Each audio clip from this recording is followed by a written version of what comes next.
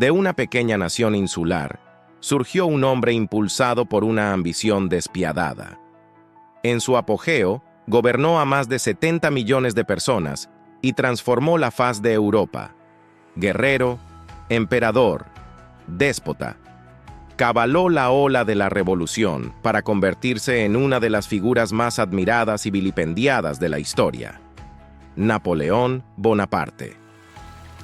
La mañana del 18 de junio de 1815, cerca del pequeño pueblo de Waterloo, en el centro de Bélgica, un ejército se preparaba para la guerra. Las tropas se colocaron en posición y los cañones fueron arrastrados a sus lugares. Las apuestas eran inmensas. Napoleón se jugaba el todo por el todo una vez más, en un audaz intento de recuperar su antigua gloria. Al final del día, sabría si estaba destinado al triunfo o al olvido.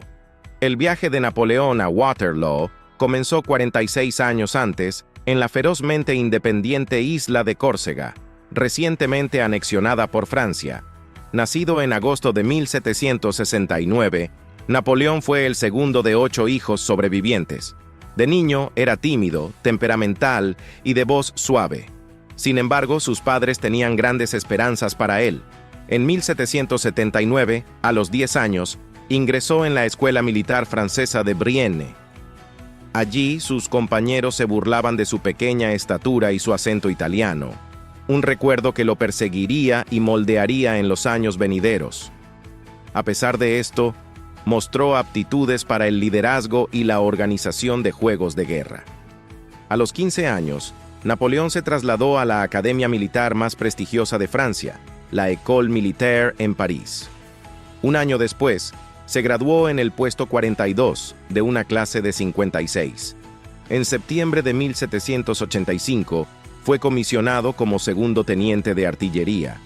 Para un joven ambicioso, esto fue una suerte. Los avances en armamento y tácticas estaban a punto de cambiar el rostro de la guerra. Napoleón, ya experto en maniobrar cañones de campo y comandar tropas, pronto demostraría un genio para usar el poder de fuego de los cañones contra la fuerza humana de un ejército.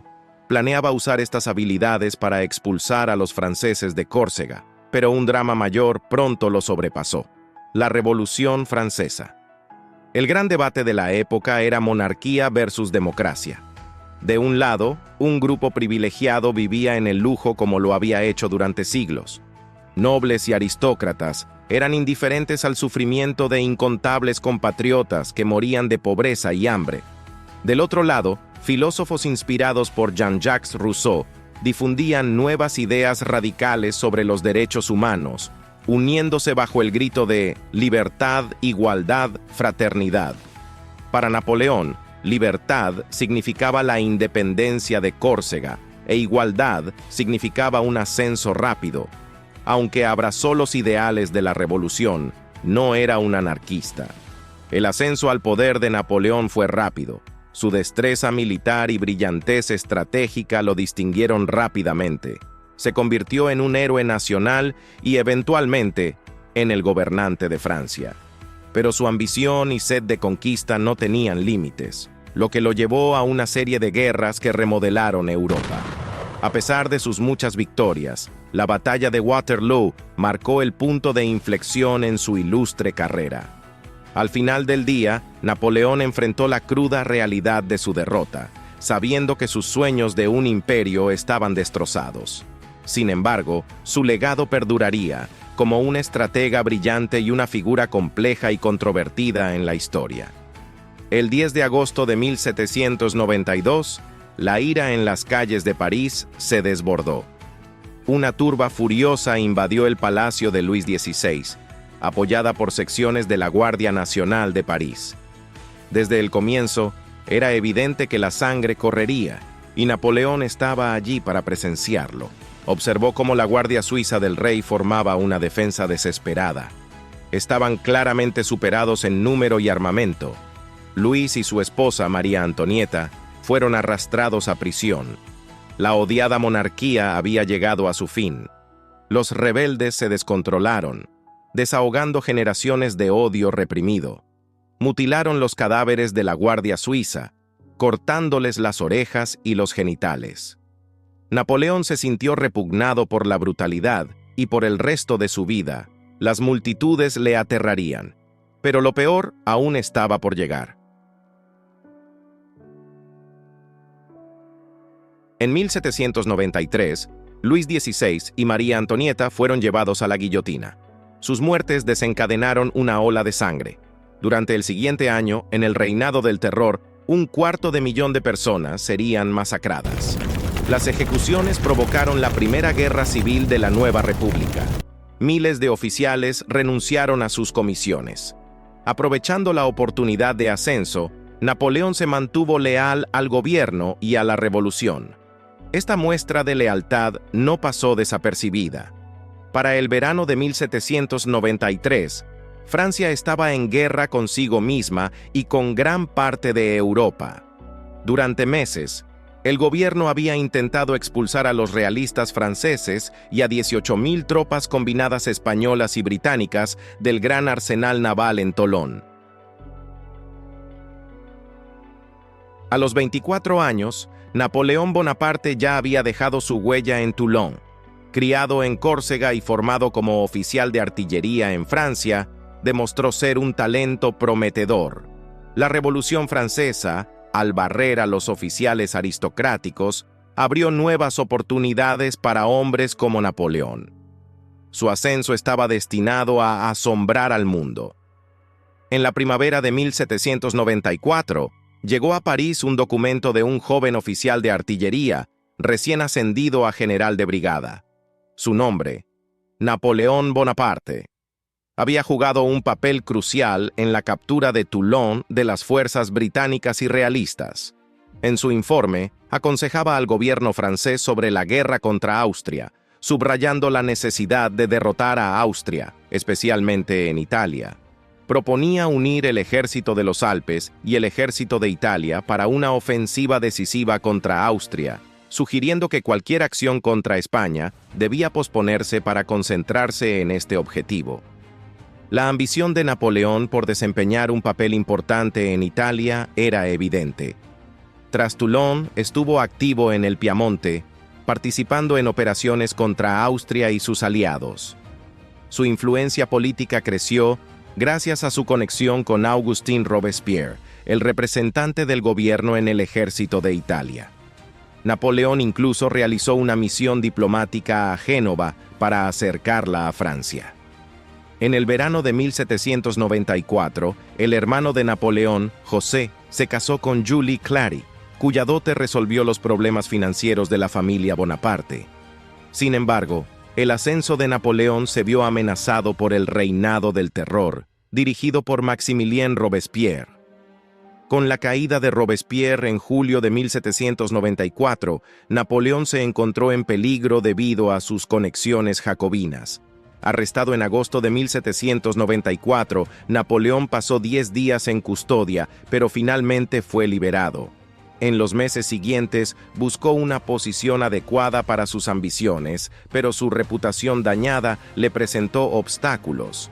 Consideró varias opciones, incluyendo una misión a Estambul o unirse a la Compañía Británica de las Indias Orientales. En 1795, la guerra de la Primera Coalición, que había devastado Europa, comenzó a cambiar a favor de Francia.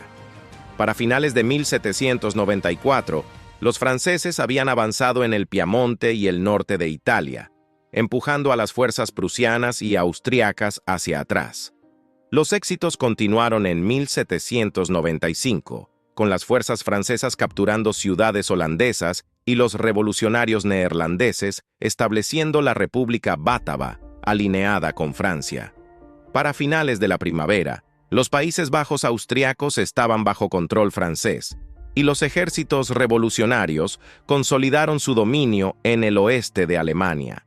Este cambio de poder llevó a muchos en la coalición antifrancesa a reconsiderar su participación en la guerra.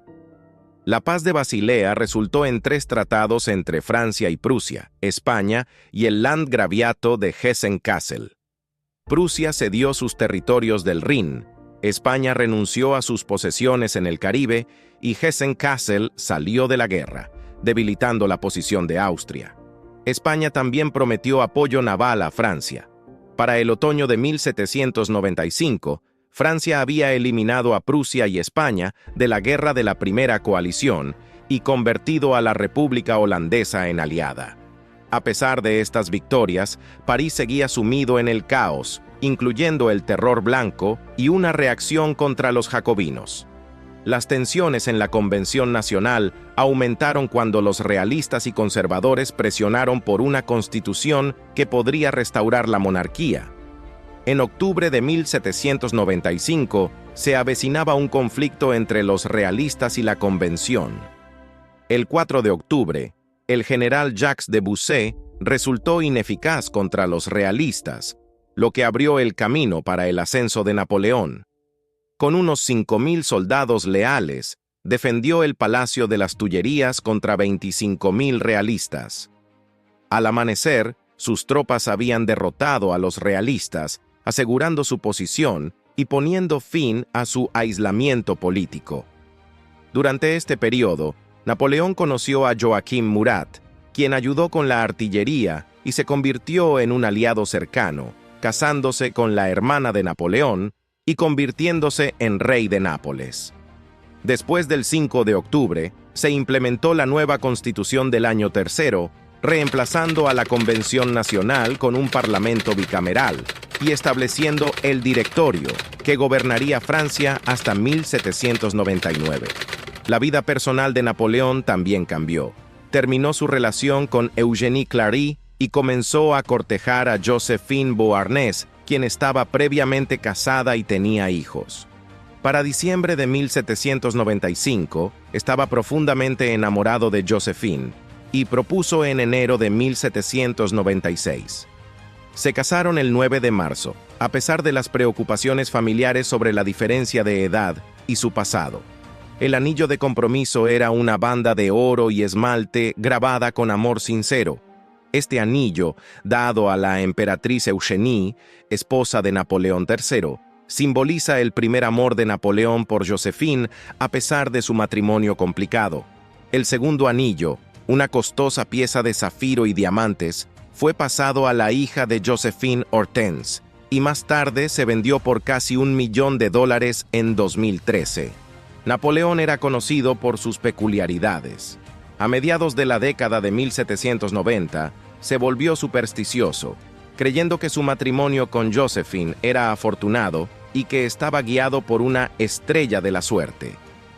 También evitaba los gatos debido a creencias medievales que los asociaban con la brujería y prefería que las puertas estuvieran solo ligeramente abiertas. Desde su juventud, Napoleón era adicto al trabajo, durmiendo solo unas pocas horas por noche y comiendo rápidamente. Su único capricho eran los largos baños para aliviar el dolor de viejas lesiones. Durante su torbellino romántico con Joséphine, también estaba preparando el terreno para su ascenso en la política y el ejército. Después de la reacción termidoriana, Napoleón estuvo al margen hasta que su éxito en sofocar el golpe realista del 5 de octubre de 1795 revitalizó su carrera. El 11 de marzo de 1796, justo después de casarse con Joséphine, asumió el mando del ejército de Italia, enfrentando grandes desafíos. El ejército estaba mal equipado, superado en número y mal dirigido. Las reformas de Napoleón, que incluían asegurar fondos y eliminar comandantes incompetentes, revitalizaron el ejército. En abril de 1796, Napoleón derrotó al reino de Saboya-Piamonte, asegurando el Tratado de París, que otorgó a Francia acceso militar a través de la región. Con Piamonte fuera de la guerra, Napoleón avanzó hacia Milán y ganó batallas clave. Para enero de 1797, tras una victoria decisiva en Rívoli, forzó la rendición austriaca de Mantua, consolidando el control francés en el norte de Italia. Napoleón estableció la República Cisalpina, un estado vasallo francés, y continuó presionando su ventaja. Derrotó rápidamente al Papa, y a principios de marzo de 1797, dirigió a su ejército hacia Austria, consolidando aún más su posición. El 16 de marzo, Napoleón logró una victoria menor contra los austriacos en Valbasone. Sin embargo, el verdadero cambio de juego llegó con la batalla de Tarbes a finales de ese mes. Miles de tropas y equipos austriacos fueron perdidos o capturados. Para principios de abril, Napoleón había tomado Leoben, a solo 75 kilómetros de Viena. Reconociendo su precaria posición, los austriacos aceptaron un armisticio. Esto condujo al Tratado de Campo Formio, firmado el 17 de octubre de 1797. Fue una gran victoria francesa en la Guerra de la Primera Coalición.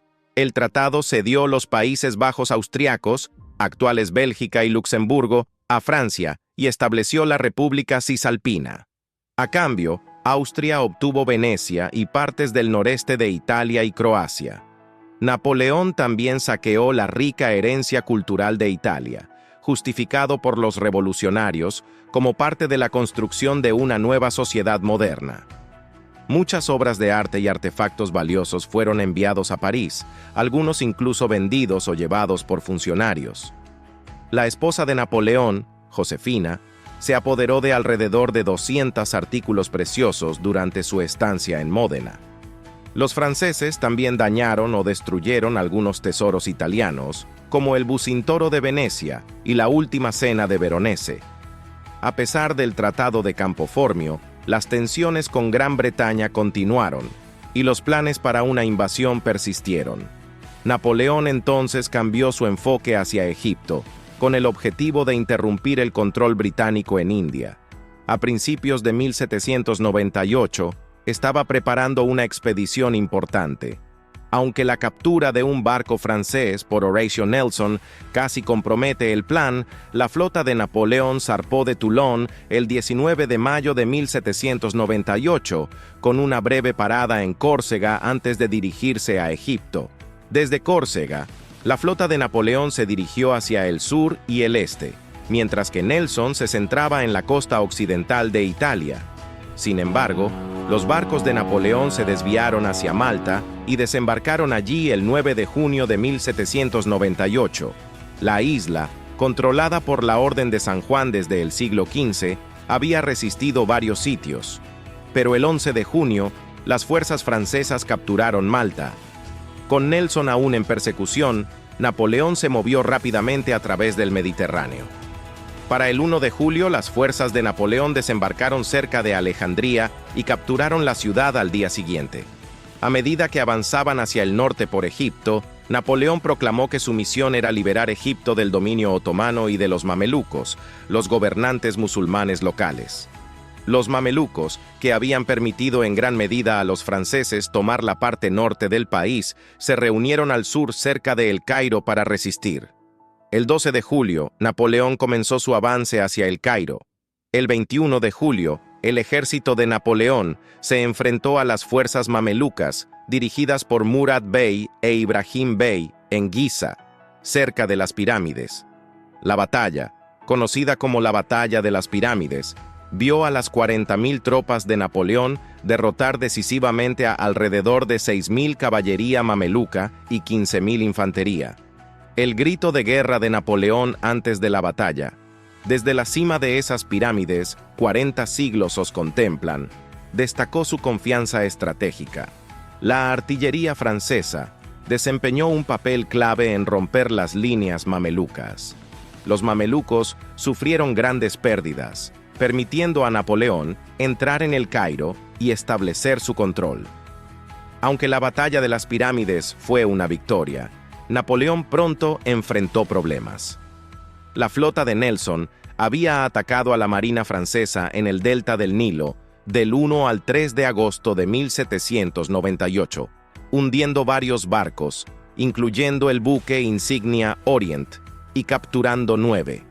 Los barcos franceses restantes fueron cazados, dejando a la flota de Napoleón en ruinas. Atrapado en Egipto con las líneas de suministro cortadas, Napoleón decidió regresar a Francia. Napoleón partió con una pequeña flota el 23 de agosto de 1799.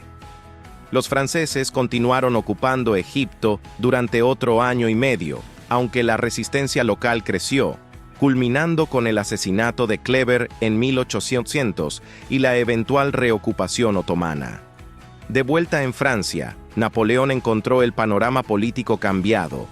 El gobierno del Directorio estaba tambaleándose bajo la presión de la guerra y los impuestos pesados.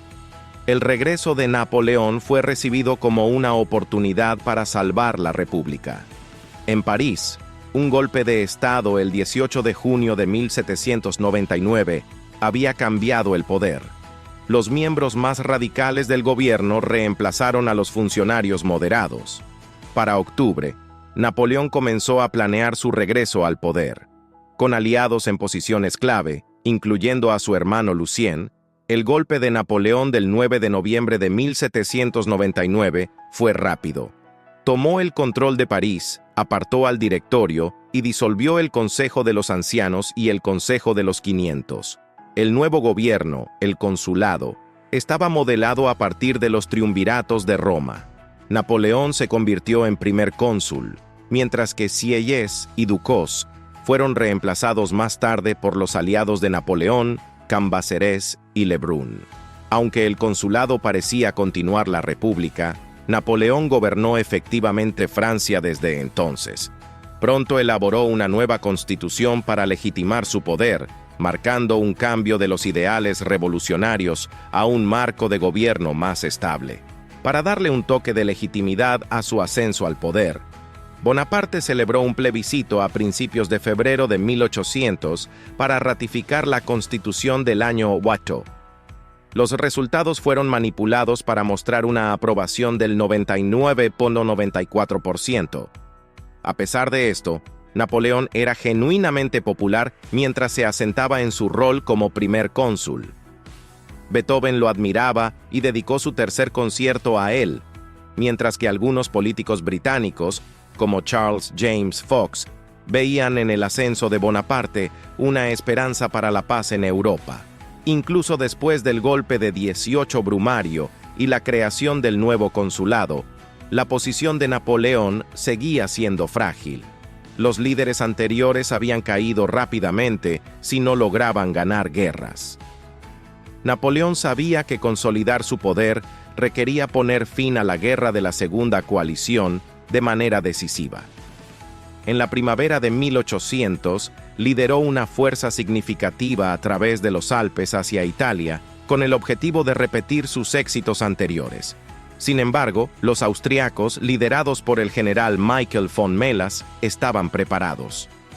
El ataque sorpresa de Napoleón a su posición fue frustrado cuando sus tropas fueron sorprendidas.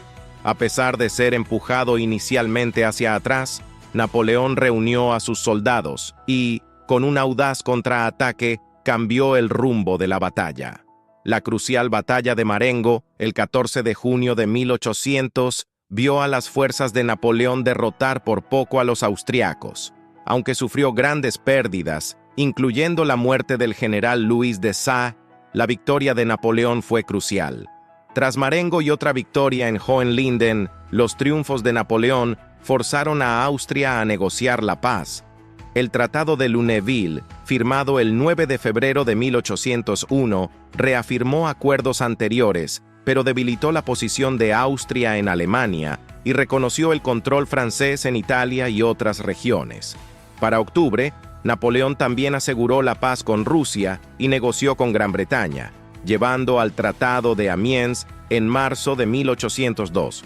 Este tratado reconoció al gobierno francés y resolvió disputas sobre posesiones coloniales y territorios europeos. Con estos tratados, la posición de Napoleón como líder de Francia se consolidó. A pesar de su turbulento ascenso, marcado tanto por victorias militares como por desafíos políticos, emergió como el gobernante indiscutible de Francia.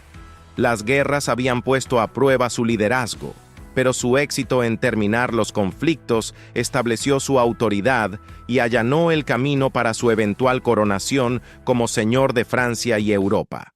El 10 de mayo de 1802, Francia celebró un plebiscito crucial para decidir si Napoleón Bonaparte debía servir como primer cónsul de por vida. Con la votación limitada a hombres y solo alrededor de la mitad de los elegibles participando, El resultado fue abrumadoramente a favor, con más del 99.7% apoyando el liderazgo vitalicio de Napoleón. Aunque pudo haber habido algo de manipulación de votos, la popularidad de Napoleón era innegable. Para el 2 de agosto de 1802, los resultados del plebiscito se hicieron oficiales, y Napoleón fue declarado primer cónsul de por vida. Mientras consolidaba su posición, Francia disfrutaba de una situación más estable en Europa. El Tratado de Amiens con Gran Bretaña había puesto fin a una década de guerra y se había establecido la paz con Austria y otras potencias europeas. Francia bajo Napoleón era ahora la fuerza dominante en Europa occidental. Los disturbios internos de la revolución se habían calmado y la economía comenzaba a prosperar, con Francia entrando en lo que se describió como la Revolución Industrial. A pesar de esto, Napoleón enfrentaba el desafío de mantener la paz mientras lidiaba con preocupaciones militares en curso, especialmente en el extranjero. Las colonias francesas, particularmente en el Caribe y América del Norte, estaban en caos. La revolución haitiana había llevado al establecimiento de Haití, y el intento de Napoleón de reafirmar el control incluyó tácticas brutales y guerra química. Para 1804, Haití declaró su independencia, destacando la dificultad de mantener el poder colonial francés. Napoleón también enfrentaba desafíos en América del Norte. El territorio de Luisiana, reclamado por Francia pero en gran medida en disputa, tenía poco valor práctico para Napoleón, quien enfrentaba presión por parte de los Estados Unidos bajo el presidente Thomas Jefferson. En 1803 se concretó la compra de Luisiana, con los EE.UU, adquiriendo más de 2 millones de kilómetros cuadrados de tierra a Francia por $15 millones. Este acuerdo aligeró la carga de Napoleón y se alineó con sus intereses estratégicos. La compra de Luisiana incluyó estados modernos como Luisiana, Arkansas y Missouri, entre otros. Sin embargo, la colonización francesa era escasa, y la tierra estaba en gran parte controlada por tribus nativas americanas como los Sioux y los Lakota, lo que llevó a conflictos durante el siglo XIX. Aunque la compra tenía la intención de mejorar las relaciones franco-estadounidenses, no impidió la guerra de 1812, que surgió de tensiones separadas entre EE.UU y Gran Bretaña, más que de un deseo de ayudar a Francia. En Europa, Napoleón enfrentaba disturbios. Tras el establecimiento de la República Helvética en Suiza por el gobierno revolucionario francés, los suizos resistieron el control francés con guerrilla. A principios de 1803, Napoleón envió al general Michel Ney para resolver el problema. Negociaron el acta de mediación, que disolvió la República Helvética y restauró la Confederación Suiza con términos constitucionales revisados, asegurando la neutralidad suiza y el paso de tropas francesas. A nivel nacional, Napoleón se encontró con numerosos intentos de asesinato, incluyendo uno en diciembre de 1800 y otro a principios de 1804, con el objetivo de restaurar la monarquía. La conspiración, que involucraba figuras como el general Jean Moreau y realistas, fue desmantelada, pero destacó la amenaza continua de la insurgencia realista. Esto llevó a Napoleón a considerar convertirse en emperador para asegurar su posición y prevenir una contrarrevolución. Para marzo de 1804, las administraciones locales lo instaron a tomar este paso, llevando a su coronación como emperador de los franceses el 2 de diciembre de 1804, siguiendo el modelo de la histórica coronación de Carlomagno. Las reformas de Napoleón durante esta época fueron extensas. Reformó las divisiones administrativas, creando nuevos departamentos y reestructurando la gobernanza local. También abordó el papel de la Iglesia Católica, negociando el Concordato de 1801 con el Papa Pío VII para restablecer el catolicismo como la religión oficial de Francia, mientras mantenía el control estatal sobre los nombramientos eclesiásticos. Económicamente, Napoleón enfrentó la inestabilidad financiera del país con un nuevo sistema impositivo y estableció el Banco de Francia en 1800. Este banco, el único emisor de billetes, tenía el objetivo de estabilizar las finanzas y proporcionar liquidez a los bancos más pequeños. Además, Napoleón reformó la moneda y fomentó la innovación agrícola, como el cultivo de la remolacha azucarera, para impulsar la agricultura y la industria francesa. A principios de 1800, Europa obtenía la mayor parte de su azúcar de las Indias Occidentales, donde los británicos tenían un fuerte dominio.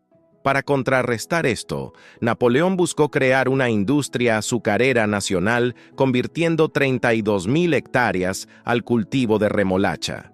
Su gobierno también trató de mejorar la conservación de alimentos para el ejército, y ofreció un premio a quien pudiera desarrollar un método para mantener los alimentos frescos durante semanas.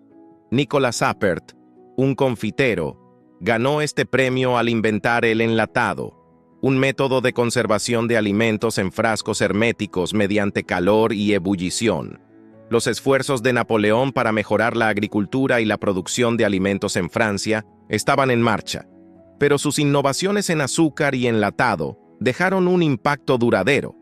Además de estos logros, Napoleón promovió el crecimiento industrial en Francia, que estaba rezagada respecto a Gran Bretaña, líder de la revolución industrial.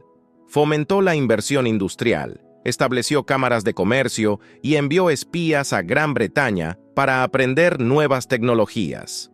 Aunque hubo algunos éxitos, como una próspera industria del jabón en Marsella, la industrialización de Francia seguía a la saga. Napoleón también se enfocó en la infraestructura, mejoró las carreteras, estableció un sistema de alcantarillado en París y desarrolló un sistema de salud centralizado con nuevos hospitales. Sus reformas en la red de carreteras incluyeron la creación de 14 rutas imperiales que partían de París. En educación, Napoleón fundó escuelas secundarias estatales para formar burócratas y oficiales militares. Reabrió la Sorbona e inició planes para un sistema de colegios imperiales. Sin embargo, también restauró la gestión de la educación primaria a la Iglesia Católica y mantenía opiniones anticuadas sobre la educación de las mujeres. Napoleón introdujo varias otras reformas, incluyendo el retorno al calendario gregoriano y la adopción formal del sistema métrico. Trabajó para estandarizar el idioma francés y también dejó un legado significativo con el Código Napoleónico de 1804. Este código simplificó y unificó el complejo sistema legal de Francia, estableciendo derechos individuales e igualdad ante la ley, aunque con fallos como elementos patriarcales. Uno de los logros más notables de Napoleón fue la fundación del Museo del Louvre. Tras la Revolución, Francia había acumulado muchas obras de arte de toda Europa. El Decreto Chaptal de 1801 estableció 15 museos, siendo el Louvre el más destacado. Inicialmente llamado Museo Napoleón, sentó un precedente para futuros museos como el Museo Británico y el Prado. Curiosamente, Napoleón también es conocido por un teorema matemático que ahora lleva su nombre, el Teorema de Napoleón.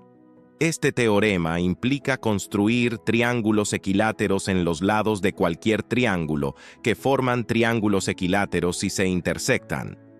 Aunque el teorema se hizo conocido en la década de 1820, hay debate sobre cuán involucrado estuvo Napoleón en su desarrollo.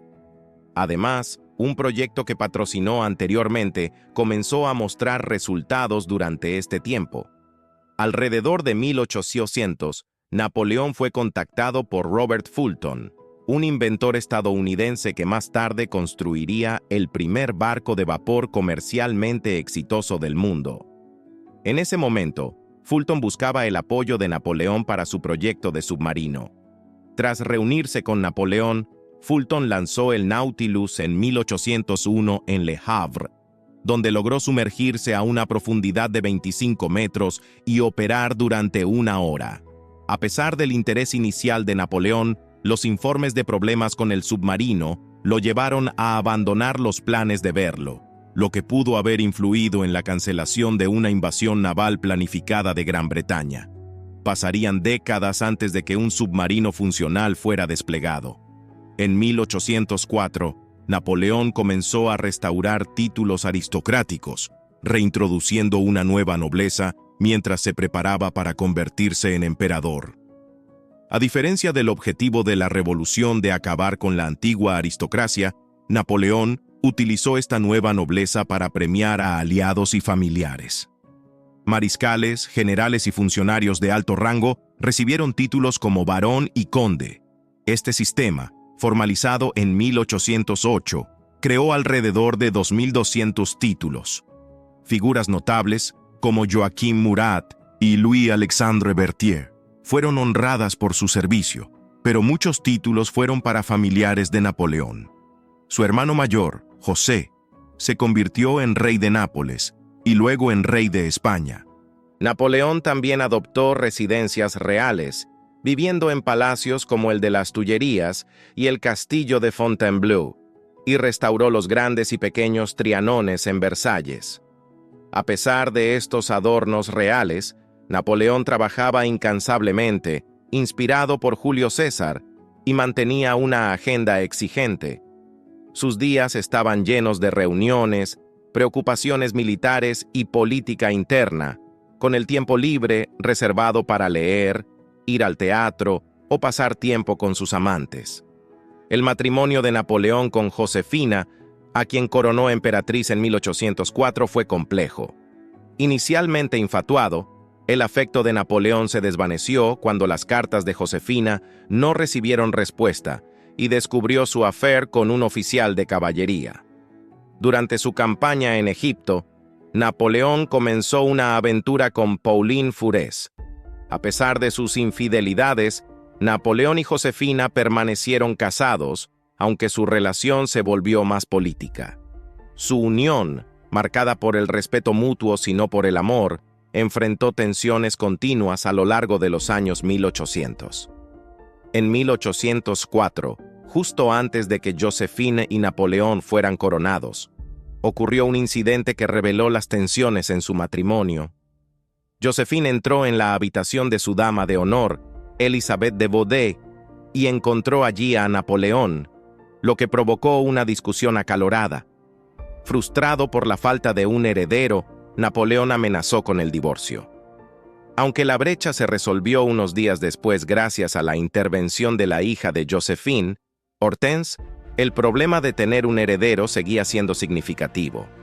A los 41 años, las posibilidades de que Joséphine tuviera más hijos eran escasas. La reticencia de Napoleón a divorciarse insinuaba sus propias dudas sobre su fertilidad, dado que Joséphine ya tenía 2 hijos de su primer matrimonio, mientras que él no tenía ninguno. A mediados de 1806, Napoleón se sorprendió al descubrir que su amante, Louise Catherine de la Plaine, estaba embarazada de su hijo. El nacimiento de su hijo, Charles Léon, suscitó preguntas sobre la capacidad de Napoleón para engendrar un heredero legítimo. Esta incertidumbre lo llevó a reconsiderar su matrimonio y la posibilidad de utilizarlo como una carta de negociación en Europa, aunque en ese momento optó por no divorciarse de Joséphine. Durante su reinado, Napoleón se centró en restaurar el orden y la grandeza en París. Revivió la misa en Notre Dame y estableció una fuerza policial más profesional. Transformó a París en una gran capital con nuevos edificios, avenidas y monumentos como el Arco de Triunfo y el Pont des Arts. Para conocer la opinión pública, Napoleón incluso se disfrazó de campesino para interactuar anónimamente con los parisinos. La relación entre Francia y Gran Bretaña también se deterioraba. El Tratado de Amiens, firmado en 1802, era una paz frágil que se desmoronó rápidamente. La ocupación de Elba por Napoleón y la interferencia francesa en otras repúblicas provocaron la retaliación británica. La reanudación de la guerra entre Francia y Gran Bretaña en mayo de 1803 era inevitable, con ambos bandos conscientes de que el tratado era solo un alto al fuego temporal. Gran Bretaña, a pesar de su tamaño, era la nación más rica y crucial para financiar las guerras en Europa contra Francia. Sus recursos le permitieron mantener una poderosa armada y proporcionar préstamos a aliados como Austria, Prusia y Rusia. Con la reanudación de la guerra, Gran Bretaña buscó nuevos aliados. Suecia, previamente neutral, se unió al lado británico en diciembre de 1804, después de romper relaciones diplomáticas con Francia. Para el verano de 1805, Rusia se unió a la coalición, alentando a los antiguos enemigos de Francia. Austria, recuperándose de derrotas anteriores, declaró la guerra a Napoleón en agosto de 1805. El reino de Nápoles le siguió en septiembre. Mientras tanto, España, Baviera y otros estados se aliaron con Francia, mientras que Prusia permaneció neutral. La nueva fuerza de Napoleón, la Grande Armée, creada en 1804, era una máquina militar bien organizada y eficiente. Rápidamente se convirtió en la fuerza de combate más formidable de Europa, conocida por su rapidez, coordinación y uso efectivo de la artillería. La formación de la Grande Armée y la creación de los Marshals of the Empire por parte de Napoleón marcaron una significativa renovación militar y administrativa. El título de Marescalus Franciae, originado a finales del siglo XII, fue revivido para reconocer a los líderes militares clave en el régimen de Napoleón. Napoleón revivió el título de mariscal en mayo de 1804, creando el Maréchal d'Empire o Mariscal del Imperio para generales distinguidos. Este título fue otorgado a 18 hombres, incluidos 4 figuras retiradas como el de 69 años, François Christopher de Kellerman. Los 14 generales activos incluyeron a Berthier, Murat, Bernadotte, Lannes y Ney, junto con algunos que habían servido con distinción, pero no estaban estrechamente vinculados a Napoleón, como Édouard Mortier. A pesar del honor, las elecciones de Napoleón a menudo reflejaban favoritismo. Su enfoque principal era derrotar a Gran Bretaña, un rival de larga data. Los planes para invadir Gran Bretaña, que databan de la década de 1790, habían fracasado. Para 1803, Napoleón estaba obsesionado con lanzar una invasión directa, trazando paralelismos con la antigua Cartago y exhibiendo el tapiz de Bayeux en París. A finales de 1803, Napoleón planeaba reunir un ejército de Inglaterra de hasta 200.000 hombres. Los puertos franceses se ampliaron y se construyeron barcazas para cruzar el canal. Napoleón incluso acuñó monedas marcadas con Londres en 1804. En respuesta, Gran Bretaña fortificó su costa sur con torres martello y lanzó incursiones navales en Boulogne, donde los franceses hacían preparativos. Los planes de invasión de Napoleón dependían del control del Canal de la Mancha, lo que requería reunir la flota francesa. En octubre de 1805, las flotas francesa y española, bajo Villeneuve y Gravina, estaban en Cádiz, con la intención de atraer a la Marina Real al Caribe antes de navegar a Brest y luego al canal para apoyar la invasión. El almirante Horatio Nelson recibió la tarea de detenerlos. El 21 de octubre de 1805, en la batalla de Trafalgar, las tácticas de Nelson destruyeron a la flota franco-española, capturando 21 de 33 barcos y matando a Villeneuve. La victoria de Nelson, aunque a costa de su vida, arruinó los planes de invasión de Napoleón. A pesar de este revés, Napoleón brilló en Europa Central. La campaña de Ulm, lanzada a finales de septiembre de 1805, fue una maravilla estratégica. Las marchas rápidas de Napoleón rodearon a las fuerzas austríacas, llevando a la rendición del general Karl Mack y 25.000 tropas el 19 de octubre.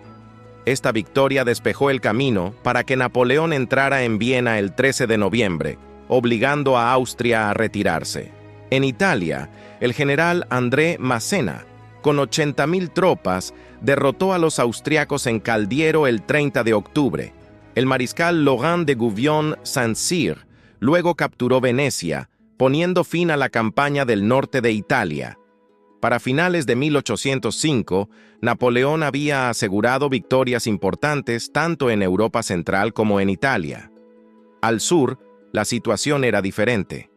Fernando I de Nápoles permitió que las fuerzas británicas y rusas ocuparan sus territorios. Para finales de 1805, un ejército anglo-ruso significativo estaba estacionado allí, pero el destino del sur de Italia dependía del cambiante paisaje estratégico en Alemania. Después de perder Viena, los austriacos bajo Francisco II se dieron cuenta de que no podían reengancharse con Napoleón hasta que fueran reforzados por tropas rusas lideradas por el zar Alejandro I. A finales de noviembre, tanto Austria como Rusia estaban comprometidas a continuar la lucha, lo que llevó a Napoleón a moverse al noreste hacia Bohemia. Cerca de Brno, en Austerlitz, Napoleón se preparó para la batalla con 72.000 tropas y 150 cañones. En contraste, las fuerzas combinadas austriacas y rusas tenían 85.000 soldados y más de 300 cañones, poniendo a los franceses en desventaja. Sin embargo, Napoleón tendió una trampa debilitando su flanco derecho para atraer al enemigo. La batalla de Austerlitz, el 2 de diciembre de 1805, fue una victoria decisiva para Napoleón, llamada la Batalla de los Tres Emperadores, debido a la presencia de Napoleón, Francisco II y Alejandro I. La debilidad fingida en el flanco derecho atrajo a las fuerzas austriacas y rusas a una trampa. Napoleón desató el cuerpo del mariscal Soult sobre su centro y llamó a la caballería del mariscal Davout para cubrir el flanco derecho. Las fuerzas francesas destrozaron el centro del enemigo, creando caos. Al caer la noche, los austriacos y rusos habían sufrido más de 15.000 bajas, con más de 20.000 capturados. Los franceses perdieron alrededor de 9.000 hombres. La derrota obligó a Francisco II a admitir que la participación austriaca en la guerra había terminado. Tras la victoria, Napoleón impuso términos de paz duros. El Tratado de Presburgo, firmado el 26 de diciembre de 1805, vio a Austria ceder Venecia, partes de Croacia e Istria, al Reino de Italia de Napoleón. Baviera y Baden, aliados de Francia, también ganaron territorio, mientras que Austria fue reducida a una potencia menor. Austria también tuvo que pagar una indemnización de 40 millones de francos. El tratado marcó el fin del Sacro Imperio Romano Germánico, una unión de estados alemanes bajo los Habsburgo austríacos. En julio de 1806, Napoleón estableció la Confederación del Rin, un grupo de estados alemanes bajo la influencia francesa. Sus familiares y aliados fueron ubicados en posiciones clave, consolidando el control francés. La disolución del Sacro Imperio Romano Germánico allanó el camino para el Estado alemán moderno. Con la guerra de la Tercera Coalición efectivamente terminada, Francia emergió victoriosa. Gran Bretaña, Prusia y Rusia fueron las amenazas restantes a la dominación francesa. Al final de la década, el poder de Napoleón se extendía desde Lisboa hasta Varsovia. Sin embargo, este éxito llevó a la sobreexpansión, la arrogancia y el nepotismo, sentando las bases para la eventual caída de Napoleón. El 14 de febrero de 1806, el mariscal André Massena entró en Nápoles. Después de que Nápoles y Sicilia declararan la guerra a Francia en septiembre del año anterior, una fuerza anglo-rusa llegó para apoyarlos. Con la victoria decisiva de Napoleón en Austerlitz y el control de Massena sobre Italia, Nápoles quedó aislado. Los británicos y los rusos comenzaron a retirarse y el rey Fernando I huyó a Sicilia mientras el ejército de Massena avanzaba. El 9 de marzo de 1806, Massena entró en Nápoles y los restos del ejército napolitano fueron derrotados por las fuerzas francesas de Jean Reynier. Napoleón nombró a su hermano Joseph Bonaparte como rey de Nápoles ese mismo mes, como parte de la expansión de su imperio. A pesar de los duros golpes infligidos a Nápoles y Austria, Napoleón aún enfrentaba desafíos. La guerra de la Tercera Coalición no tenía un final claro. Austria y Nápoles fueron derrotados rápidamente, pero Rusia seguía en guerra con Francia y Gran Bretaña no buscaba la paz. Suecia, aliada con Gran Bretaña, estaba en guerra con Francia, aunque hubo poco conflicto directo. La guerra de la Tercera Coalición pronto evolucionó en la guerra de la Cuarta Coalición. Esta vez, Prusia, previamente neutral, se unió a Gran Bretaña, Rusia y Suecia contra Francia. El rey prusiano Federico Guillermo III, persuadido por su esposa, la reina Luisa, decidió enfrentar a Napoleón después de la derrota de Austria y la disolución del Sacro Imperio Romano. La decisión de Prusia fue influenciada por la violación de neutralidad de Napoleón y la creación de la Confederación del Rin. En octubre de 1806, Napoleón anticipó el movimiento de Prusia y ya había movilizado sus fuerzas. Las batallas decisivas ocurrieron el 14 de octubre, con enfrentamientos en Jena y Auerstadt. A pesar de estar en inferioridad numérica, las fuerzas de Napoleón lograron una victoria aplastante. El ataque prematuro del mariscal Ney casi comprometió a los franceses, pero la resiliencia francesa y las maniobras estratégicas cambiaron el curso de los acontecimientos. Las batallas llevaron a enormes bajas prusianas y a la captura de alrededor de 20.000 tropas. Aunque los franceses sufrieron más de 12.000 bajas, la derrota de Prusia despejó el camino para que Napoleón invadiera Berlín. El esfuerzo bélico prusiano colapsó rápidamente, con ciudades clave cayendo en manos francesas. El rey Federico Guillermo y la familia real prusiana huyeron a Memel en busca de ayuda rusa. El 27 de octubre, Napoleón entró en Berlín, consolidando el control francés. A pesar de la derrota prusiana, Napoleón aún debía enfrentar a los suecos y rusos, quienes continuaban su acumulación militar en las regiones vecinas. A finales de octubre y principios de noviembre de 1806, Napoleón comenzó a emitir proclamaciones desde Berlín, instando a los polacos a levantarse contra sus opresores prusianos y rusos. Polonia, que había sido dividida y anexada por Prusia, Rusia y Austria a finales del siglo XVIII, respondió con el levantamiento de Gran Polonia, dirigido por el nacionalista polaco general Jan Henryk Dąbrowski. Tras un breve descanso en Berlín, Napoleón lanzó una campaña hacia Prusia Oriental, abarcando lo que hoy es el noroeste de Polonia y los estados bálticos, en diciembre de 1806. La campaña continuó hasta la primavera de 1807, con fuerzas francesas y rusas disputándose el control. Los franceses ganaron lentamente la ventaja, destacando el sitio de Danzig, que cayó en mayo de 1807. La campaña culminó con la batalla de Friedland el 14 de junio de 1807, cerca de la actual Pravdinsk en Kaliningrado. Napoleón, con 65.000 tropas, superó en número a las fuerzas rusas comandadas por Levin August von Bennigsen, que dirigía unos 55.000 soldados.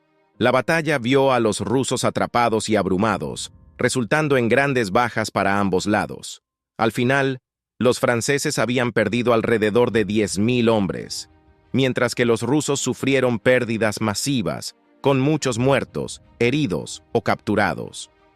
La victoria francesa en Friedland puso fin de manera efectiva a la guerra de la Cuarta Coalición.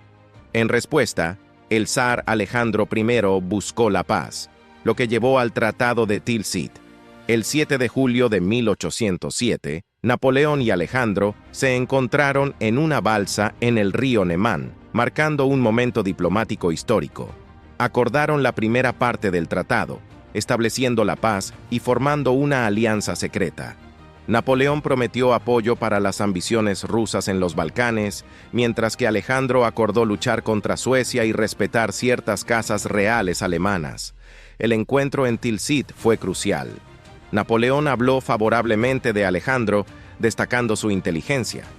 La discusión entre los dos emperadores fue vista como un momento crucial en la diplomacia moderna.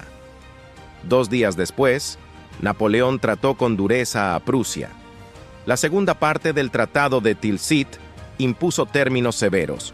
Prusia perdió la mitad de su territorio, con tierras en el centro de Alemania, formando el nuevo Reino de Westfalia y gran parte de su territorio oriental, convirtiéndose en el Gran Ducado de Varsovia. Prusia también fue obligada a pagar una pesada indemnización y limitar su ejército a 43.000 tropas. Napoleón humilló aún más al rey Federico Guillermo III, haciéndolo esperar mientras Napoleón y Alejandro discutían el destino de Prusia y alojando al rey en la casa de un molinero. A pesar de la devastación, algunos prusianos trabajaron para reconstruir su estado y ejército. Los tratados de Tilsit fueron un revés para Gran Bretaña y su aliado Suecia. Temiendo que Napoleón pudiera apoderarse de la flota de Dinamarca-Noruega para renovar los intentos de invasión de Gran Bretaña atacó preventivamente Copenhague en agosto de 1807, iniciando la Guerra de los Barcos de Guerra. Este movimiento justificó la declaración de guerra de Rusia contra Gran Bretaña, ya que Alejandro honraba su alianza con Napoleón. Solo un año antes, Gran Bretaña lideraba una coalición contra Francia que incluía a Rusia, Prusia, Suecia y Sajonia. Para el otoño de 1807, la situación había cambiado drásticamente. Napoleón controlaba o influenciaba la mayor parte de Europa occidental y central. Austria y Prusia estaban neutralizadas, y Rusia, Sajonia y el nuevo Ducado de Varsovia eran aliados. Solo Suecia permanecía con Gran Bretaña, pero ésta había enfurecido a Dinamarca-Noruega al incautar su flota. Napoleón dominaba Europa. Decidido a capitalizar su ventaja, Napoleón cambió su estrategia tras Tilsit. Aunque una invasión de Gran Bretaña era impracticable, buscaba debilitarla económicamente. En noviembre de 1806, emitió el Decreto de Berlín, prohibiendo los bienes británicos en Francia y sus estados vasallos, dando inicio al sistema continental, que la mayoría de los puertos europeos siguieron.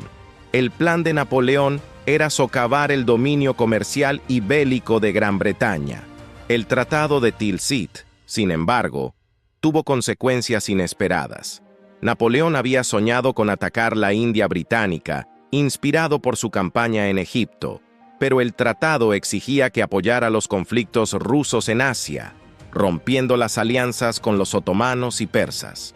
Así, sus sueños de invadir India se desmoronaron. Durante su tiempo en Europa Oriental, Napoleón tuvo un romance con Marie Walewska, una aristócrata polaca. Conocida durante una campaña, su influencia llevó a la creación del Ducado de Varsovia. Sin embargo, después de regresar a Francia en 1807, Napoleón se distanció, enviándole solo un retrato y una carta de afecto. Con el Tratado de Tilsit finalizado, Napoleón disfrutó de poder sin precedentes y una paz relativa. Para el otoño de 1807, Gran Bretaña y Suecia eran sus únicos adversarios. En este período de calma, Napoleón se enfocó en reformas domésticas en Francia y sus territorios. Introdujo regulaciones sobre tasas de interés y estableció el Código Comercial francés, además de fundar una corte de auditores en París. Napoleón consolidó su poder y llevó a cabo importantes reformas en administración y justicia, preparando el escenario para futuros desafíos y manteniendo su mirada en el equilibrio de poder en Europa. El regreso de Napoleón a París incluyó la presentación del cuadro de Jacques-Louis David, El coronamiento de Napoleón. Encargado tras convertirse en emperador, la pintura representaba su coronación de 1804 en Notre Dame. Napoleón elogió a David y le pagó una considerable suma, reconociendo el cuadro como un logro significativo en el arte histórico. David conservó la pintura hasta 1819, cuando fue enviada a los museos reales. Mientras tanto, Napoleón mostró comportamientos más triviales, ordenando la detención de Peter Kuhn, cónsul estadounidense en Génova, y gastando grandes sumas rescatando a funcionarios de la corte involucrados con sus amantes. Napoleón también tenía un fuerte interés en el teatro. Asistió a 374 obras entre 1799 y 1815 y usó el teatro como herramienta política, estableciendo censores para alinear las obras con sus políticas. Sin embargo, su creciente nepotismo se hizo evidente con el Tratado de Fontainebleau. Francia y España acordaron invadir Portugal y dividirlo, comenzando la invasión el 19 de noviembre de 1807 con 50.000 tropas franco-españolas. Portugal ofreció poca resistencia y para el 30 de noviembre, Lisboa fue ocupada, aunque el gobierno portugués había huido a Brasil. El Tratado de Fontainebleau demostró ser desastroso para España. Napoleón trató a España como un estado vasallo, estacionando tropas francesas a lo largo de los Pirineos. En marzo de 1808, estalló un descontento en Madrid, lo que llevó a Napoleón a intervenir directamente. Carlos IV abdicó a favor de su hijo Fernando VII, pero el reinado de Fernando fue breve. El levantamiento del 2 de mayo llevó a Napoleón a instalar a su hermano José Bonaparte como rey de España, iniciando desafíos significativos en la península ibérica. La decisión de colocar a José en el trono español desencadenó una reorganización de los gobernantes de Europa Occidental y Central. José, popular por sus reformas en Nápoles, fue reemplazado por Joaquín Murat. Esta reorganización resultó en la ausencia de gobernantes en España, Nápoles y Berg. José era despreciado como un títere francés y, a pesar de reprimir el levantamiento del 2 de mayo, las revueltas continuaron durante el verano y otoño de 1808, destacando la derrota francesa en la batalla de Bailén, donde 20.000 soldados franceses fueron capturados. Los británicos también abrieron un frente en Portugal bajo Arthur Wellesley, el futuro duque de Wellington. La guerra peninsular agotó los recursos franceses y dañó severamente el imperio de Napoleón. A pesar de sus victorias, la rebelión persistió y las fuerzas británicas liberaron Portugal. A finales de 1809, la resistencia española se fortalecía, estableciendo un nuevo gobierno en Cádiz. Napoleón tuvo más suerte en el norte de Europa. El Tratado de Tilsit llevó a Rusia a guerrear contra Suecia. Para principios de 1809, Finlandia estaba ocupada, lo que llevó a la derrota sueca. En marzo de 1809, un golpe en Estocolmo depuso al rey Gustavo IV Adolfo, reemplazándolo por Carlos XIII. El Tratado de Fredrikshamn, en septiembre, cedió Finlandia a Rusia, donde se convirtió en el Gran Ducado de Finlandia. Napoleón firmó un tratado con Suecia al año siguiente, llevando a Suecia a unirse al sistema continental. Jean Bernadotte, un mariscal de Napoleón, fue elegido príncipe heredero de Suecia, convirtiéndose eventualmente en el rey Carlos XIV Juan. Durante las campañas en Finlandia y Suecia, ni el zar Alejandro ni Napoleón estuvieron directamente involucrados. Napoleón se concentró en los levantamientos españoles y sostuvo un importante congreso diplomático con los rusos en el otoño de 1808. El Congreso de Erfurt, celebrado en Alemania desde finales de septiembre hasta mediados de octubre de 1808, abordó las tensiones entre Francia y Rusia. El sistema continental estaba tensando las relaciones al perjudicar la economía rusa. Napoleón estaba frustrado por la reticencia rusa a permitir que los oficiales franceses inspeccionaran mercancías para detectar su origen británico. Talleyrand aconsejó a Alejandro que las ambiciones de Napoleón eran excesivas. A pesar de las tensiones, se llegó a un acuerdo. Ambos líderes instaron a Gran Bretaña a hacer la paz con Francia, y Alejandro prometió ayuda en caso de un conflicto con Austria. El acuerdo reafirmó aspectos del Tratado de Tilsit, incluyendo el apoyo de Napoleón a la anexión de Finlandia por Rusia. Sin embargo, la alianza franco-rusa seguía siendo frágil. Para 1808, Napoleón había cambiado desde Tilsit. Su enfoque dictatorial se reflejaba en su apariencia. Su figura, antes delgada, ahora era más pesada.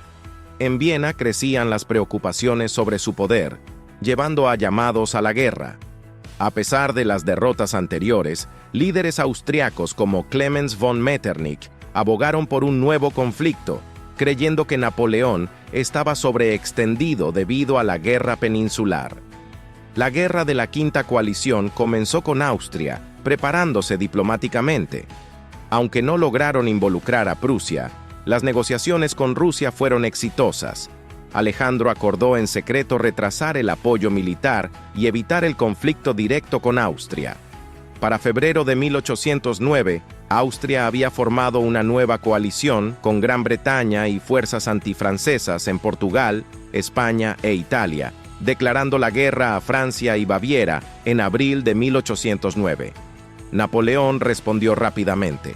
A pesar de un contratiempo inicial debido a una mala comunicación del mariscal Berthier, Napoleón ejecutó la maniobra de Landshut, reunió a sus tropas, flanqueó a los austriacos y aseguró victorias en Eckmühl y Ratisbona, a pesar de una lesión en el tobillo.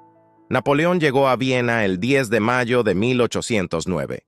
Su asistente polaco, Adam Szlapowski, notó que, a pesar de ser sus adversarios, las tropas austriacas lo saludaron y vitorearon.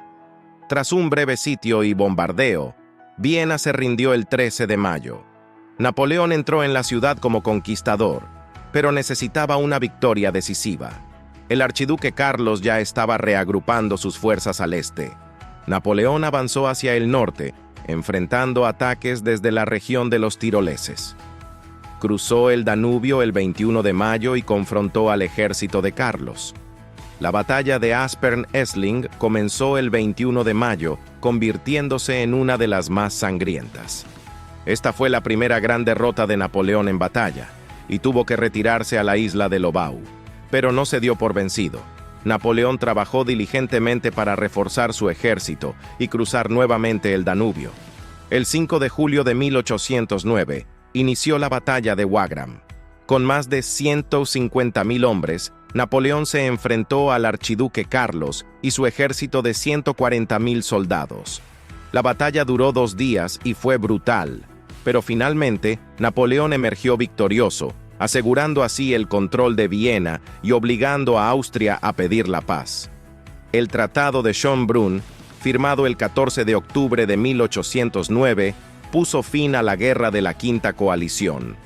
Austria perdió territorios significativos y se vio obligada a unirse al sistema continental. La victoria fortaleció temporalmente la posición de Napoleón en Europa, pero también reveló las primeras grietas en su imperio. A nivel personal, Napoleón enfrentó desafíos. Su matrimonio con Josefina estaba deteriorándose debido a la falta de un heredero. Decidido a asegurar la continuidad de su dinastía, Napoleón solicitó el divorcio en diciembre de 1809. En marzo de 1810, se casó con la archiduquesa María Luisa de Austria, consolidando así una alianza política con la dinastía Habsburgo. El matrimonio fue fructífero, y en marzo de 1811 nació su hijo, Napoleón II, conocido como el Rey de Roma. Mientras tanto, la guerra peninsular seguía siendo un problema persistente. A pesar de los esfuerzos de Napoleón, las fuerzas británicas bajo el mando de Arthur Wellesley continuaron infligiendo derrotas a los franceses en España. La resistencia española y las guerrillas también complicaron la ocupación francesa. La guerra se convirtió en un drenaje constante de recursos y soldados, debilitando gradualmente el poder de Napoleón. En 1812, Napoleón cometió el error que muchos consideran su mayor: la invasión de Rusia. Inicialmente, la relación entre Napoleón y el zar Alejandro I era fuerte, pero las tensiones crecieron debido a la implementación del sistema continental y otros desacuerdos. Decidido a forzar a Rusia a cumplir con el bloqueo económico contra Gran Bretaña, Napoleón reunió un enorme ejército de más de 600.000 hombres, conocido como la Grande Armée, y marchó hacia el este. El avance inicial fue exitoso, pero los rusos emplearon una táctica de tierra quemada, destruyendo recursos a medida que se retiraban. En septiembre de 1812, Napoleón ganó la sangrienta batalla de Borodino y entró en Moscú, solo para encontrar la ciudad incendiada y abandonada por sus habitantes. Sin suministros y con el invierno ruso acercándose, Napoleón se vio obligado a ordenar una desastrosa retirada. Las fuerzas rusas acosaron a los franceses durante su marcha de regreso, y solo una fracción de la Grande Armée sobrevivió. La fallida campaña rusa marcó el comienzo del fin para Napoleón. La pérdida de hombres y recursos fue devastadora, y sus enemigos aprovecharon la oportunidad para actuar. En 1813 se formó la Sexta Coalición, compuesta por Gran Bretaña, Rusia, Prusia, Suecia, Austria y otros. A pesar de los esfuerzos de Napoleón en la campaña de Alemania, fue derrotado en la Batalla de Leipzig en octubre de 1813, también conocida como la Batalla de las Naciones. Napoleón fue empujado de regreso a Francia. En marzo de 1814, las fuerzas de la coalición invadieron el país, y París cayó en abril. Con su ejército destrozado y su apoyo interno desvaneciéndose, Napoleón abdicó el 6 de abril de 1814. Fue exiliado a la isla de Elba, una pequeña isla en el Mediterráneo. Sin embargo, la historia de Napoleón no terminó ahí. En marzo de 1815, escapó de Elba y regresó a Francia, dando inicio a los 100 días. Recuperó el poder rápidamente y reunió un ejército, pero su regreso fue breve. En junio de 1815, Napoleón fue derrotado decisivamente en la batalla de Waterloo por una coalición liderada por el duque de Wellington y el mariscal prusiano Gebhard Leberecht von Blücher. Napoleón abdicó nuevamente y fue exiliado a la remota isla de Santa Elena en el Atlántico Sur, donde pasó los últimos 6 años de su vida. Murió el 5 de mayo de 1821 a los 51 años, dejando un legado complejo y controvertido que sigue siendo objeto de estudio y debate. Napoleón Bonaparte, un genio militar y reformador político, transformó Europa y dejó una huella imborrable en la historia. Su ascenso meteórico y su caída dramática son un testimonio de su ambición y talento, así como de los límites del poder absoluto. Tras la retirada de Aspern-Essling, Napoleón se reagrupó cerca de Viena. Eugenio y el mariscal Marmont se unieron a él con refuerzos. A finales de junio, Napoleón tenía más de 170.000 hombres, mientras que el archiduque Carlos tenía más de 125.000. La batalla de Wagram, el 5 de julio, enfrentó a casi 300.000 hombres, resultando en más de 35.000 bajas. Los números superiores de Napoleón ganaron la batalla y prepararon el terreno para las negociaciones de paz. Mientras tanto, los británicos intentaron desviar las fuerzas francesas con un desembarco en la desembocadura del río Escalda. Sin embargo, una enfermedad afectó a las tropas británicas en la isla de Walcheren, lo que resultó en una retirada. Los austríacos finalizaron su derrota con el Tratado de Schönbrunn, firmado el 14 de octubre de 1809. Austria perdió territorios significativos y fue degradada a una potencia secundaria en Europa. Napoleón estuvo a punto de perderse la firma del tratado debido a un intento de asesinato por Friedrich Staaps, un joven alemán. Staaps fue detenido antes de poder atacar a Napoleón y fue ejecutado una semana después. Durante su estancia en Austria, Napoleón renovó su relación con Marie Walewska, resultando en el nacimiento de su hijo ilegítimo, Alexandre. Con el Tratado de Schönbrunn, Napoleón enfrentó la falta de un heredero, ya que su matrimonio con Josefina no había producido hijos.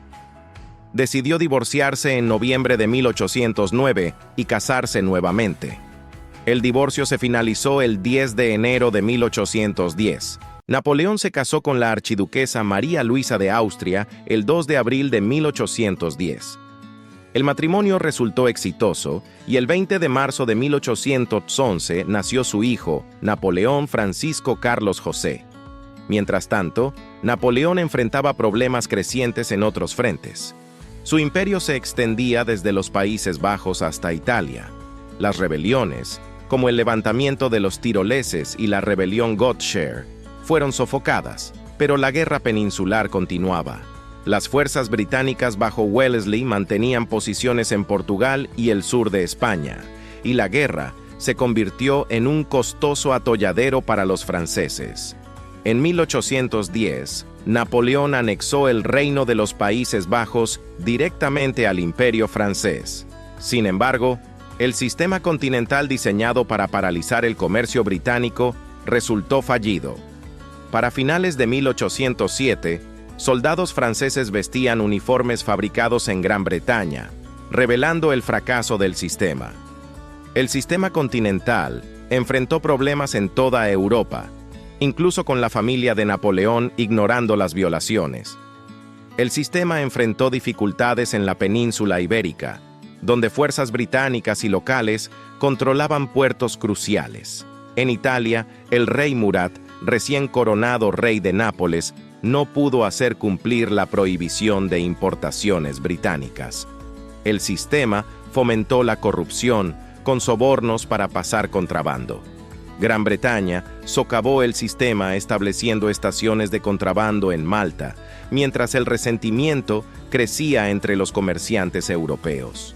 La relación entre Napoleón y el zar Alejandro se deterioró tras el Tratado de Tilsit en 1807. La intromisión de Napoleón, especialmente a través del sistema continental, empezó a generar descontento en Alejandro. La alianza de Napoleón con Austria y el ascenso del Ducado de Varsovia también tensaron la relación. A finales de 1810, Alejandro anunció su salida del sistema continental, reanudando el comercio con los británicos y aplicando aranceles a productos franceses.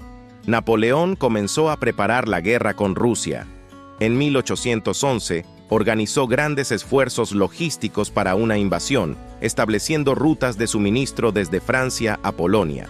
La anexión de Oldenburg por Napoleón, que violaba el Tratado de Tilsit, aumentó la discordia. A principios de 1812, la guerra parecía inminente. Francia y Austria formaron una alianza militar. En enero de 1812, Napoleón ordenó una invasión de Pomerania sueca. En febrero, presionó al rey Guillermo Federico de Prusia para permitir el paso de tropas francesas y contribuir con soldados. Alejandro exigió la retirada francesa de Prusia Oriental y del Ducado de Varsovia, y aseguró un tratado de paz con el Imperio Otomano. El 22 de junio de 1812, Napoleón dirigió un discurso a sus tropas en Prusia, acusando a Rusia de violar el Tratado de Tilsit y declarando la guerra.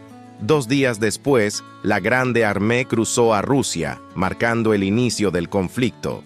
El futuro de Napoleón dependía de derrotar a Alejandro. Escritores rusos tenían opiniones variadas sobre Napoleón a finales del siglo XIX. Tolstói, en Guerra y Paz, lo retrató como un despiadado señor de la guerra, mientras Dostoyevsky, en Crimen y Castigo, presentó a un protagonista que admiraba su ambición. La invasión de Rusia por Napoleón devastó Moscú en 1812. El ejército de Napoleón, de 450.000 hombres, se enfrentó a una fuerza rusa de 200.000. A pesar de las enfermedades, Napoleón avanzó y llegó a Borodino el 5 de septiembre, a 125 kilómetros de Moscú. La batalla de Borodino el 7 de septiembre fue una de las más sangrientas, con grandes pérdidas en ambos bandos. Napoleón no usó su guardia imperial de élite para perseguir a los rusos en retirada, lo que permitió que Alejandro siguiera resistiendo. Napoleón entró en Moscú para encontrarla desierta y en llamas. Los rusos habían evacuado e incendiado la ciudad. Napoleón, enfermo y con escasos suministros, se desconcertó por la falta de rendición rusa. A principios de octubre, el invierno severo se instaló. Las tropas francesas enfrentaron ataques guerrilleros y escasez de alimentos. Napoleón ordenó la retirada de Moscú el 19 de octubre. La retirada se convirtió en un desastre con temperaturas que cayeron drásticamente y más de 25.000 hombres perdidos al cruzar el río Beresina. La campaña de Napoleón, que comenzó con grandes esperanzas, se convirtió en una lucha desesperada por la supervivencia. Historiadores militares consideran la travesía del río Beresina un triunfo significativo. A pesar de enfrentar a unos 85.000 soldados rusos, Napoleón evitó la destrucción total, permitiendo que los remanentes de su grande armée llegaran a Lituania en diciembre de 1812. De más de 500.000 de tropas, solo alrededor de 100.000 sobrevivieron. Un mito común es que Napoleón estaba mal preparado para el invierno. No es del todo cierto. Anticipó el mal tiempo y preparó su ejército con gráficos y almanaques meteorológicos. Sabía que las temperaturas bajo cero solían empezar a mediados de noviembre, por lo que planeó la retirada de Moscú antes de que comenzara el invierno severo. Los problemas reales fueron el invierno temprano y la falta de suministros después de la quema de Moscú. La rápida retirada de Napoleón de Vilna a París en diciembre fue notable. Cruzó el río Neman y envió el famoso Boletín 29 detallando el desastre a Francia. Viajó rápidamente por Europa, reuniéndose con funcionarios y preparando defensas. Sin embargo, la formación de una nueva coalición contra él, que incluía a Gran Bretaña, Prusia, Suecia y Austria, presagiaba problemas. La coalición vio la debilitada posición de Napoleón como una oportunidad. Austria se unió a la coalición en agosto de 1813, y antiguos aliados como Baviera se volvieron contra él. La guerra de con Gran Bretaña en 1812 desvió recursos británicos, pero no se alió directamente con Francia.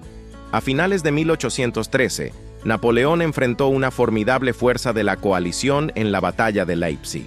Desde el 16 hasta el 19 de octubre, las 160.000 tropas de Napoleón se enfrentaron a más de 400.000 soldados de la coalición con artillería superior. A pesar de sus esfuerzos estratégicos, el abrumador número y recursos de sus oponentes resultaron decisivos. Napoleón creía que podía aprovechar las posiciones dispersas de las fuerzas de la coalición mediante un ataque agresivo. Sin embargo, la estrategia de la coalición de cercar las fuerzas francesas alrededor de Leipzig comenzó a tener éxito. El 18 de octubre, Napoleón solicitó un armisticio que fue rechazado. Los combates continuaron con intensidad mientras la coalición completaba el cerco. Algunos aliados alemanes de Napoleón cambiaron de bando y él comenzó a organizar una retirada hacia el oeste. El último día de batalla incluyó intensos combates callejeros en Leipzig. Aunque Napoleón logró una ruptura con lo que quedaba de su ejército, la batalla resultó en entre 60.000 y 75.000 bajas en ambos bandos. Después de Leipzig, Napoleón y la coalición reanudaron las conversaciones de paz. Las propuestas de Frankfurt sugirieron que Francia se rindiera, pero que Napoleón mantuviera su trono, regresando a las fronteras de 1795. Napoleón rechazó la propuesta en noviembre de 1813, un error crítico.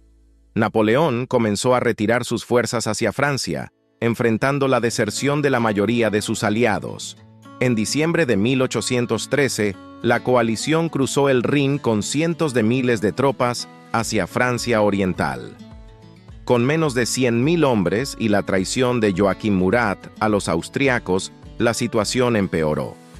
A principios de 1814, Napoleón ganó varias batallas en el noreste de Francia, incluida la batalla de Beauchamp, pero estas victorias solo retrasaron el avance de la coalición. A finales de marzo, la coalición se acercó a París. Joseph Bonaparte dirigió una defensa con 30.000 hombres, pero ante la superioridad enemiga, se retiró. París se rindió el 31 de marzo, y el Senado francés depuso a Napoleón. El 4 de abril de 1814, Napoleón aceptó abdicar.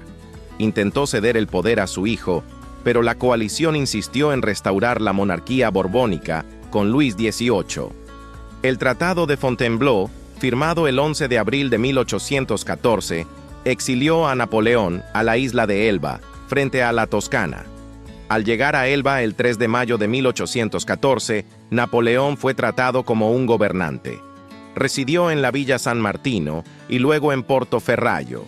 Comandó un pequeño ejército y flota, y se enfocó en reformas de infraestructura y fiscales. Sin embargo, los altos impuestos desilusionaron a sus súbditos.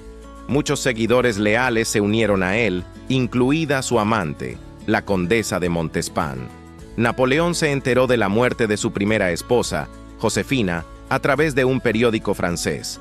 Su fallecimiento el 29 de mayo de 1814 lo afectó profundamente. Mientras tanto, en Europa, el Congreso de Viena comenzaba a redibujar las fronteras.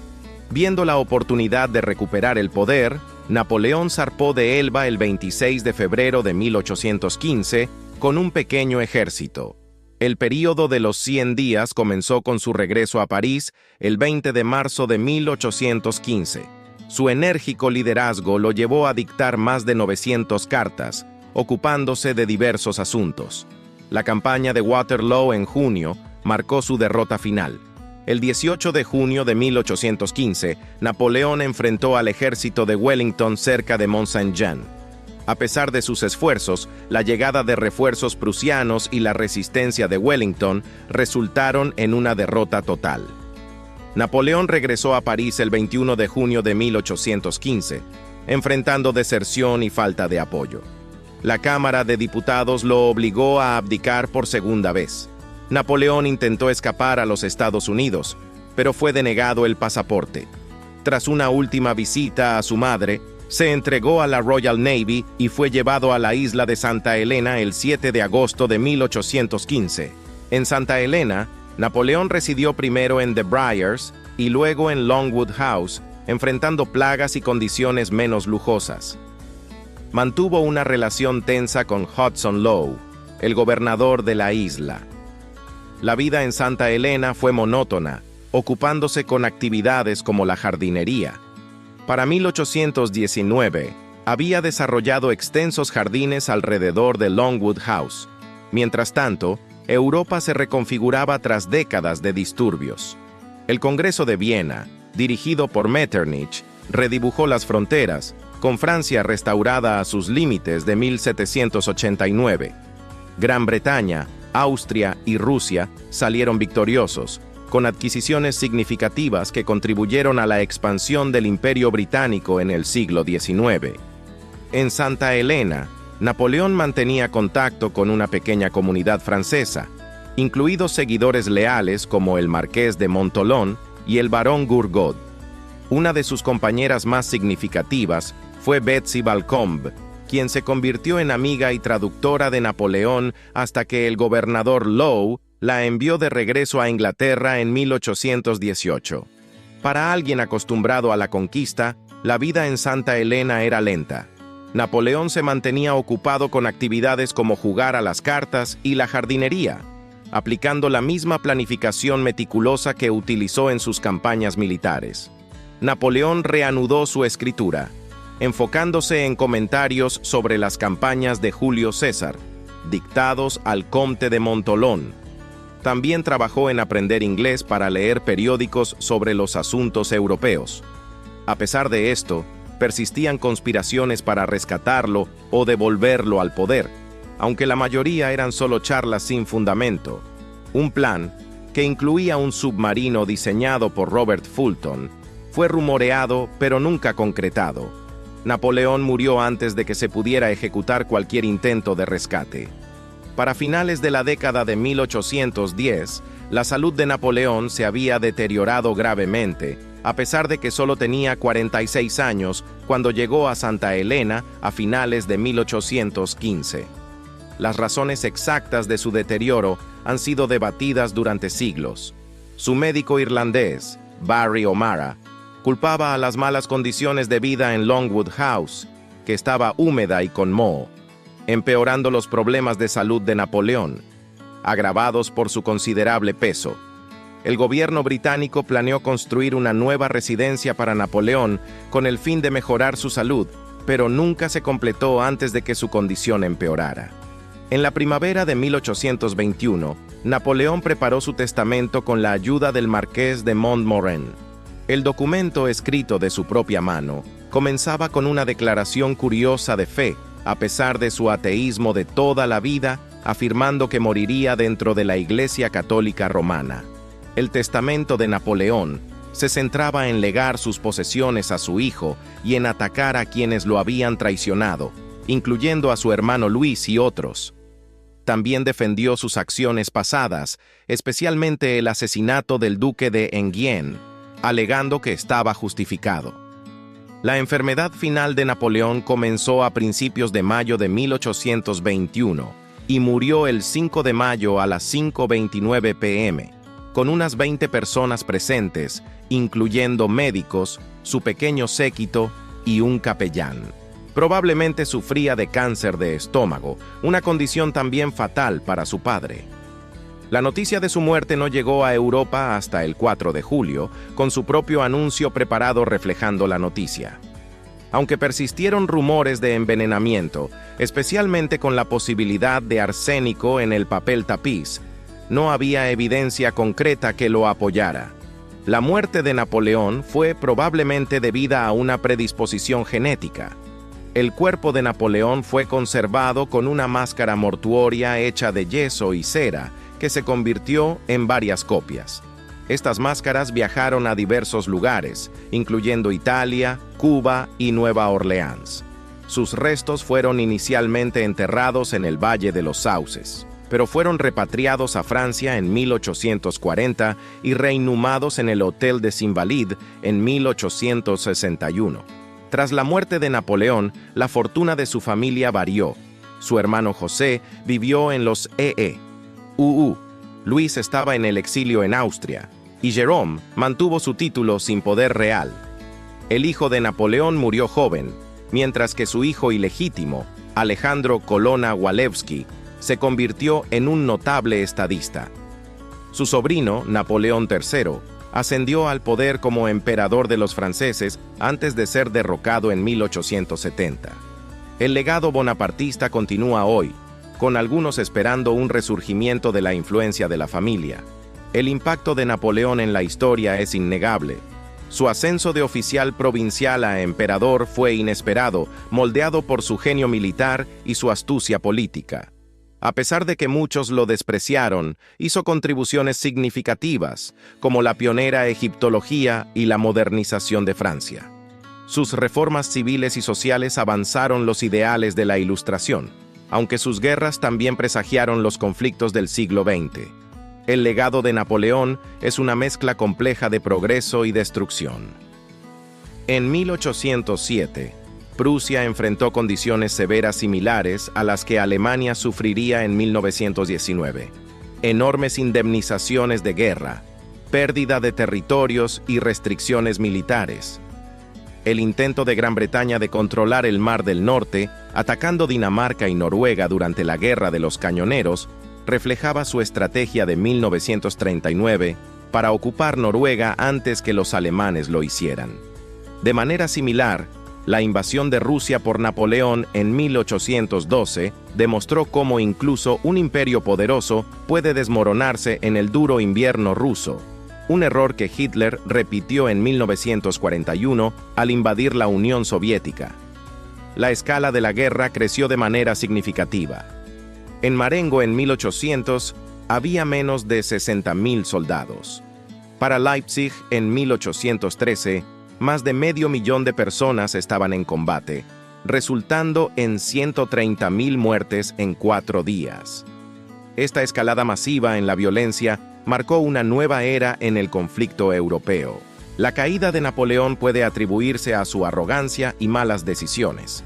Su incapacidad para manejar alianzas, su dependencia de familiares incompetentes y su obsesión con el sistema continental debilitaron su posición.